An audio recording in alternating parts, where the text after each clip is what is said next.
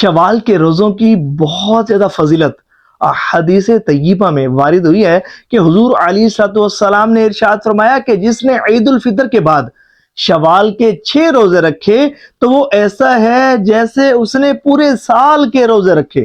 سبحان اللہ۔ اور ایک روایت میں یہاں تک آتا ہے کہ جس نے رمضان المبارک کے روزے رکھے اور پھر شوال کے 6 روزے رکھے تو وہ گناہوں سے اس طرح نکل گیا، گناہوں سے اس طرح پاک ہو گیا کہ جیسے آج ہی اپنی ماں کے پیٹ سے پیدا ہوا ہے۔ سبحان اللہ۔ اب یہاں ایک سوال یہ قائم ہوتا ہے کہ ان روزوں کی نیت کیسے کی جائے اور ان کو جدا جدا رکھا جائے، متفرق رکھا جائے، یا اکٹھے ہی ان روزوں کو رکھنا بہتر ہے؟ بعض لوگوں میں یہ کنفیوژن پائی جاتی ہے کہ یہ روزے جو ہے وہ 2 شوال المکرم سے ہی ہمیں شروع کر دینے چاہیے، اگر تاخیر کی تو روزے نہیں ہوں گے، تو کیا ان کو جدا جدا رکھا جائے یا اکٹھے ہی ان کو رکھنا بہتر ہے؟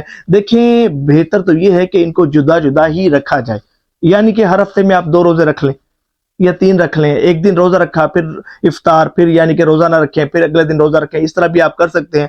اگر کسی نے ان 6 روزوں کو اکٹھے بھی رکھ لیا تو بھی کوئی حرج نہیں ہے، روزے یہ درست ہوں گے۔